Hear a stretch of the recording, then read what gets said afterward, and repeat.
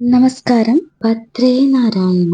നിങ്ങളുടെ വീട്ടിലെ നെഗറ്റീവ് എനർജിയെ പൂർണ്ണമായും ഇല്ലാതാക്കി ലക്ഷ്മി കടാക്ഷവും ഐശ്വര്യവും നിറയ്ക്കാൻ ഒരു എളുപ്പവഴി അറിയണ്ടേ? അതിനായി ഈ വീഡിയോ മുഴുവനായി കാണാൻ ശ്രമിക്കുക. ഇന്ന് ഞാനിവിടെ സംസാരിക്കാൻ പോകുന്നത് പഞ്ചഗവ്യ വിളക്കിനെ കുറിച്ചാണ്. പശുവിൽ നിന്ന് ലഭിക്കുന്ന 5 വിശുദ്ധ വസ്തുക്കൾ ചേർന്നതാണ് പഞ്ചഗവ്യം.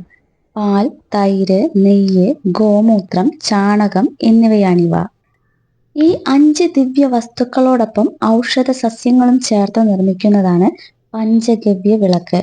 ഇത് ഒരു സാധാരണ വിളക്കല്ല, മറിച്ച് ഒരു യജ്ഞത്തിന്റെ ഫലം നൽകുന്ന വിശുദ്ധ അഗ്നിയാണ്. വിളക്ക് കത്തുമ്പോൾ ഉണ്ടാകുന്ന പുക വീട്ടിലെ ദോഷകരമായ ഊർജങ്ങളെ, പ്രത്യേകിച്ച് ദാരിദ്ര്യത്തിന്റെയും കലഹത്തിന്റെയും കാരണമായ ഊർജങ്ങളെ നീക്കം ചെയ്യുന്നു.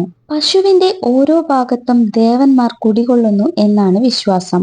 പാലും നെയ്യും ലക്ഷ്മി ദേവിയുടെ സാന്നിധ്യമായി കരുതുന്നു. ഇത് ധനത്തെയും ഐശ്വര്യത്തെയും ആകർഷിക്കുന്നു. ഇത് കത്തിക്കുന്നത് നവഗ്രഹ ദോഷങ്ങളെ കുറയ്ക്കാൻ സഹായിക്കും. പ്രത്യേകിച്ചും ഗ്രഹപ്പിഴകൾ അനുഭവിക്കുന്നവർക്ക് ആശ്വാസം നൽകുകയും ചെയ്യും. ഒരു ചെറിയ ഹോമം നടത്തുന്നതിന് തുല്യമായ ഫലമാണ് ഈ വിളക്ക് നൽകുന്നത്. ഇത് വീടിന്റെ അന്തരീക്ഷത്തെ ശുദ്ധീകരിക്കുകയും പോസിറ്റീവ് വൈബ്രേഷനുകൾ വർദ്ധിപ്പിക്കുകയും ചെയ്യുന്നു. വിളക്ക് കത്തുമ്പോൾ പുറത്തു വരുന്ന പുകയിൽ ആന്റി ബാക്ടീരിയൽ ഗുണങ്ങളുണ്ട്.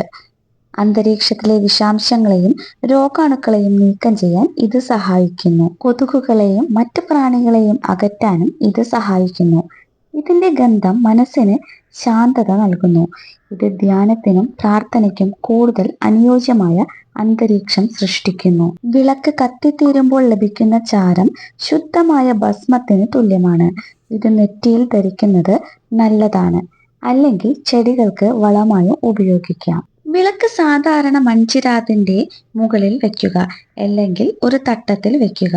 ഇത് താഴം ചാരം വീഴുന്നത് തടയാനും വിളക്ക് പൂർണ്ണമായി കത്താനും സഹായിക്കും. എള്ളെണ്ണയോ അല്ലെങ്കിൽ പശുവിൻ നെയ്യോ ഉപയോഗിച്ച് തിരിമുക്കി വിളക്ക് കത്തിക്കുക. പൂജാമുറിയിൽ കിഴക്ക് ദിശയിലോ വടക്ക് ദിശയിലോ അഭിമുഖമായി തെളിയിക്കാം. പ്രത്യേകിച്ച് വെള്ളിയാഴ്ച രാവിലെയും ശുക്രഹോരയിൽ വൈകുന്നേരവും തെളിയിക്കുന്നത് ഉത്തമം. വിളക്ക് കത്തിച്ചാൽ അത് പൂർണ്ണമായും കത്തിത്തീരുന്നത് വരെ അണയ്ക്കാൻ പാടില്ല.